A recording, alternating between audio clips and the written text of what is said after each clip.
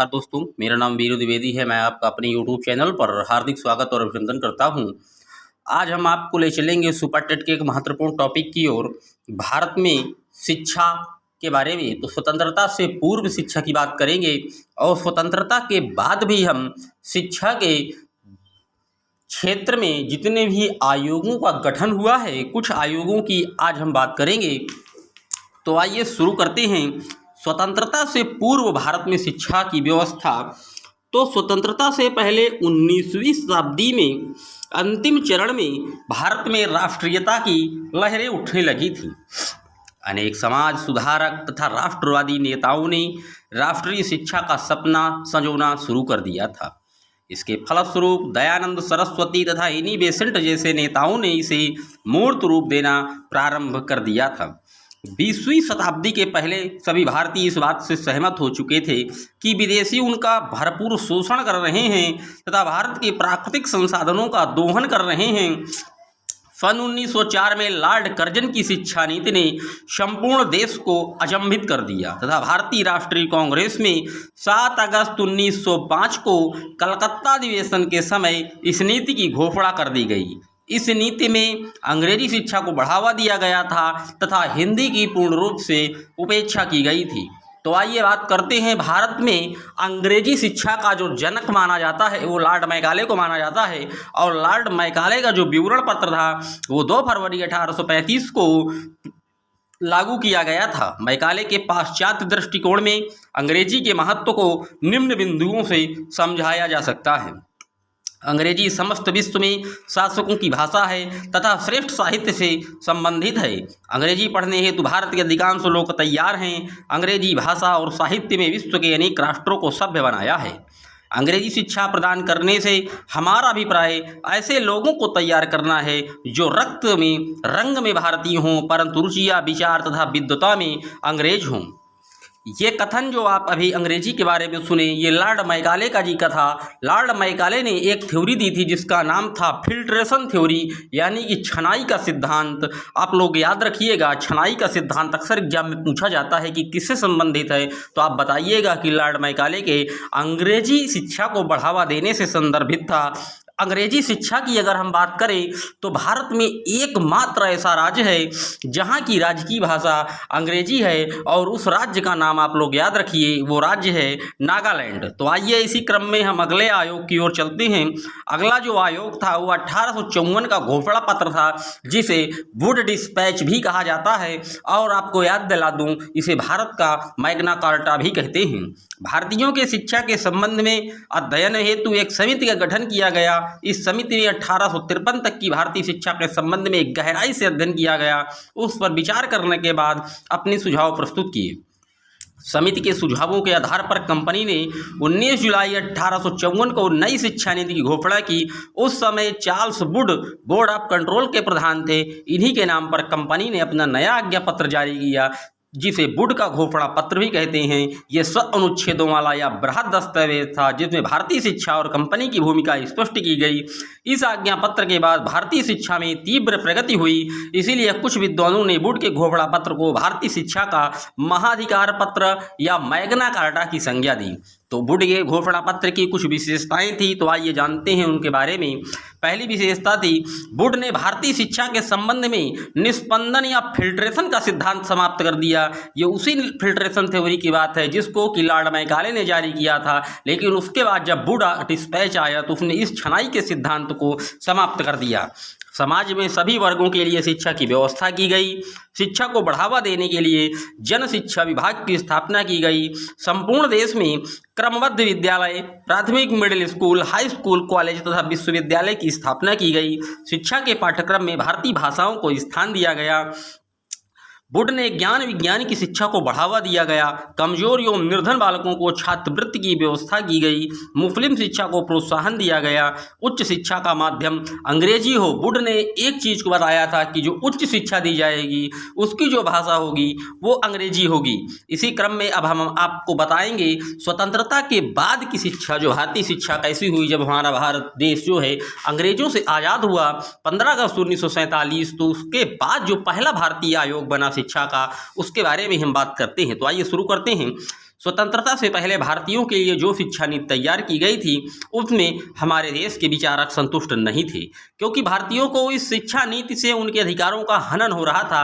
अतः स्वतंत्रता से पहले शिक्षा के क्षेत्र में जो विश्वव्याप्त था उसे दूर करने के लिए तथा नवीन चेतना जागृत करने के लिए शिक्षा को नई दिशा देने का निर्णय लिया गया। तत्कालीन प्रधानमंत्री, आपको पता ही है, first prime minister Pandit Jawaharlal Nehru ने शिक्षा सम्मेलन में ये कहा कि पराधीन भारत में जब कभी शिक्षा योजना बनाने के लिए शिक्षा सम्मेलन होते थे तो पहले वाली शिक्षा नीति में थोड़ा बदलाव करके वैसे ही प्रस्तुत कर दी जाती थी। अतः सन 1948 से 2010 तक भारत की शिक्षा प्रणाली में जो भी परिवर्तन या विकास हुए वो निम्नवत इस प्रकार हैं। तो पहला आयोग जो बना था उसका नाम था विश्वविद्यालय शिक्षा समिति आयोग। सरकार ने 4 नवंबर 1948 को इस आयोग का गठन किया, जिसके अध्यक्ष डॉक्टर सर्वपल्ली राधाकृष्णन थे। इसे राधाकृष्णन आयोग भी कहा जाता है। यह स्वतंत्र भारत का पहला आयोग था तथा इसमें doctor Tarachandra Zakir Hussain, Lala Lakshman Swami Mudaliar, doctor Meghnath Shah, doctor Arthur E Morgan तथा कर्म नारायण बघेल इसके जो है वो मेंबर थे। जो इस समिति की सिफारिश एवं सुझाव थे, तो आइए शुरू करते हैं समिति की सिफारिश और सुझाव। विश्वविद्यालय शिक्षा को निम्न वर्गों में विभाजित किया जाए: स्नातक, परा स्नातक तथा शोध, जिसे हम आप PhD के नाम से भी जानते हैं। पाठ्यक्रम की अवधि इस प्रकार हो: स्नातक पाठ्यक्रम 3 वर्ष, स्नातकोत्तर 2 वर्ष, शोध कार्य कम से कम 2 वर्ष, अधिकतम 5 वर्ष हो। जो इस समय प्रेजेंट टाइम में चल रही है वो विश्वविद्यालय शिक्षा आयोग समिति का ही सुझाव कार्य कर रहा है। ग्रामीण क्षेत्रों में ग्रामीण विश्वविद्यालय तथा महाविद्यालय की स्थापना की जाए। गांव की शिक्षा में होने वाले खर्च पर केंद्र और राज्य दोनों वहन करें। मैं आपको याद दिला दूं, पहले जो शिक्षा थी 1976 के पहले शिक्षा जो है वो केंद्रवर्ती सूची में आती थी, लेकिन 1976 के बाद ये समवर्ती सूची का विषय है। शिक्षा में लगभग 65% केंद्र सरकार वहन करती है और लगभग 35% प्रदेश की राज्य सरकार इसमें खर्च वहन करती है। तो आइए चलते हैं, स्नातक स्तर पर धार्मिक शिक्षा की व्यवस्था की जाए। छात्रों का जो मूल्यांकन करने के लिए वस्तुनिष्ठ प्रश्न तैयार किए जाएं, जैसा कि इस समय भी हो रहा है। जितनी भी विभिन्न प्रतियोगी परीक्षाएं हो रही हैं वो वस्तुनिष्ठ प्रश्न पत्र के आधार पर ही की जा रही हैं। तो ये भी सुझाव कहाँ से लिया गया था? विश्वविद्यालय शिक्षा समिति आयोग से ही लिया गया था। परीक्षा में प्रथम श्रेणी 70%, द्वितीय श्रेणी 55%, तृतीय श्रेणी 40% होनी चाहिए, तब की बात है, लेकिन आज प्रथम श्रेणी 60% कर दी गई है। विश्वविद्यालय में सह शिक्षा देते समय दोनों को समान सुविधाएं प्रदान की जाएं। अध्यापिकाओं को पूर्व शिक्षक के बराबर वेतन व अन्य भत्ते दिए जाएं। इसी क्रम में अगले आयोग की बात करते हैं तो उसका नाम है माध्यमिक शिक्षा आयोग या मुदालियर आयोग, जो 1952 में आया था। सरकार ने 23 सितंबर 1952 में माध्यमिक आयोग का गठन किया। इसके अध्यक्ष मद्रास विश्वविद्यालय के कुलपति डॉक्टर लक्ष्मण स्वामी मुदालियर थे, जो विश्वविद्यालय आयोग यानी कि UGC यूनिवर्सिटी ग्रांट कमीशन के सदस्य भी रह चुके हैं। इन्हीं के नाम पर इस आयोग का उपनाम रखा गया था। इसकी जो सिफारिशें एवं सुझाव थे वो इस प्रकार हैं: पाठ्यचर्या में विविधता लाने के लिए त्रिस्तरीय स्नातक पाठ्यक्रम शुरू करने की सिफारिश, वस्तुनिष्ठ परीक्षा प्रणाली को अपनाया जाए, संख्यात्मक अंक देने के बजाय सांकेतिक अंक दिए जाएं, यानी कि ग्रेडिंग सिस्टम दी जाए, जो कि माध्यमिक शिक्षा आयोग या मुदालियर आयोग का सिफारिश थी। उच्च तथा उच्चतर माध्यमिक की शिक्षा के पाठ्यक्रम में एक विषय अनिवार्य रहे: गणित, सामान्य ज्ञान या कला आदि। स्कूल का पाठ्यक्रम व्यवसाय तथा तकनीकी प्रधान हो। माध्यमिक स्कूलों के लिए सरकार जमीन की निःशुल्क व्यवस्था करे। बालिकाओं की शिक्षा निःशुल्क एवं अनिवार्य की जाए। विद्यालय में योग्य छात्रों को ही प्रवेश दिया जाए। पाठ्यचर्या वास्तविक जीवन से जुड़ी हो। प्रत्येक प्रांत में प्रांतीय शिक्षा सलाहकार बोर्ड का चयन किया जाए। तो ये जो था वो मुदालियर आयोग की सिफारिश एवं सुझाव था।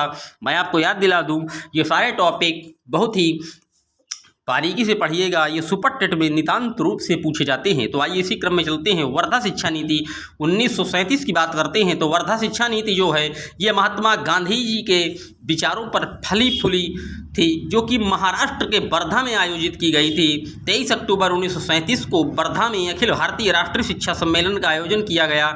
इसमें देश के प्रसिद्ध साहित्यकार, शिक्षा विशेषज्ञ तथा समाज सुधारकों ने भाग लिया। इस सम्मेलन को ही वर्धा शिक्षा सम्मेलन कहा जाता है। इस पर विचार करते हुए अनेक शिक्षा शास्त्रियों ने अपनी अपनी संस्तुतियां प्रस्तुत की थी। इस सम्मेलन में यह सहमत बनी थी कि राष्ट्र के सभी 7 वर्ष से 14 वर्ष तक के बालकों को अनिवार्य एवं निःशुल्क निःशुल्क शिक्षा दी जाए तो आप याद रखिए वर्धा शिक्षा में 1937 में बात की गई थी, जो कि प्रेजेंट टाइम में 86वें संविधान संशोधन 2002 में 6 से 14 वर्ष तक के बालकों के लिए निःशुल्क और अनिवार्य शिक्षा संविधान में भी वर्णित है।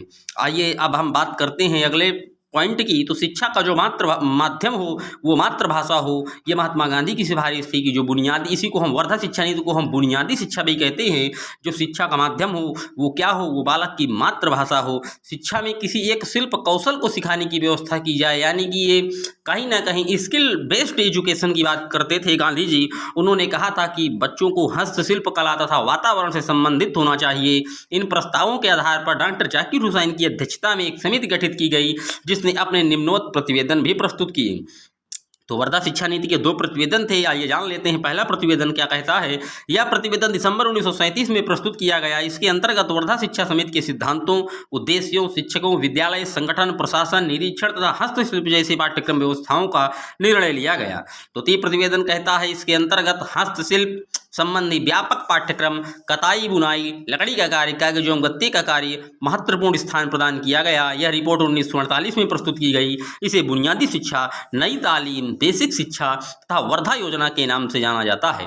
तो कुल मिला के जो बेसिक शिक्षा या वर्धा शिक्षा थी, उसका जो मूल मंत्र था वो यही था कि बच्चे को ऐसी शिक्षा दी जाए जो स्किल बेस्ड एजुकेशन हो।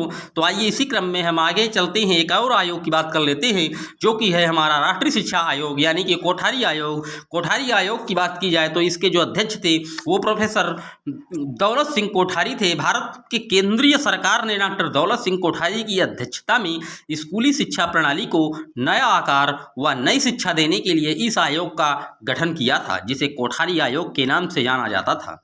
डॉक्टर कोठारी विश्वविद्यालय अनुदान आयोग के प्रेसिडेंट हुआ करते थे। आयोग ने भारतीय स्कूल शिक्षा की गहन समीक्षा प्रस्तुत की। भारत के शिक्षा के इतिहास में आज भी सर्वाधिक गहन अध्ययन माना जाता है। भारत का यह पहला ऐसा आयोग था जिसने अपनी रिपोर्ट में सामाजिक बदलावों को ध्यान में रखते हुए ठोस कदम उठाया था। मैं आपको एक चीज़ और याद दिला दूं कि जो 14 जुलाई 1964 से 66 तक के कोठारी आयोग चला था, कोठारी आयोग की ही देन त्रिभाषा शिक्षा सूत्र है, जिसमें 3 भाषा की बात की गई थी। तो परीक्षा में पूछा जाता है कि त्रिभाषा शिक्षा सूत्र के जनक कौन है, तो आप लोग याद रखिएगा DS कोठारी, दौलत सिंह कोठारी इसके जनक माने जाते हैं। इस आयोग के कुछ सुझाव थे, तो आइए जान लेते हैं उनके सुझाव। सामान्य पाठ्यक्रम के लिए बालक एवं बालिकाओं को विज्ञान एवं गणित की शिक्षा दी जाए। 25% विद्यालयों को व्यावसायिक स्कूल में परिवर्तित कर दिया जाए। मतलब कोठारी आयोग को यह कहना था कि स्किल बेस्ड एजुकेशन दी जाए, जैसे ICT आज की डेट में आप देख रहे हैं, इंफॉर्मेशन टेक्नोलॉजी जैसे पाठ्यक्रमों को, ITI जैसे पाठ्यक्रमों को जो जोड़ा गया है, वो इन्हीं की पहल पर स्किल बेस्ड एजुकेशन को बढ़ावा दिया गया है। सभी बालक एवं बालिकाओं को प्राथमिक स्तर पर मातृभाषा में शिक्षा दी जाए तथा माध्यमिक स्तर पर स्थानीय भाषाओं को प्रोत्साहित की जाए। 6 वर्ष की उम्र पूरी कर लेने के बाद ही विद्यालय में नामांकन हो। पहली सार्वजनिक परीक्षा 10 वर्ष की विद्यालय शिक्षा पूरी कर लेने के बाद हो। विषयों में बदलाव कक्षा 9 की जगह 10 में हो। ये कुछ जो महत्वपूर्ण बिंदु थे वो कोठारी आयोग के थे। ये वीडियो आपको कैसा लगा कमेंट बॉक्स में ज़रूर बताइएगा, और ऐसे ही सुपर टेट के बढ़िया हस्तलिखित नोट आपको इस चैनल पर लगातार प्राप्त होते रहेंगे। अगर आप लोग चाहते हैं कि ऐसे ही नोट लगातार प्राप्त होते रहें तो आप लोग चैनल को सब्सक्राइब और लाइक ज़रूर करें। Thanks for watching my video. मिलते हैं एक और वीडियो में, तब तक के लिए जय हिंद, जय भारत।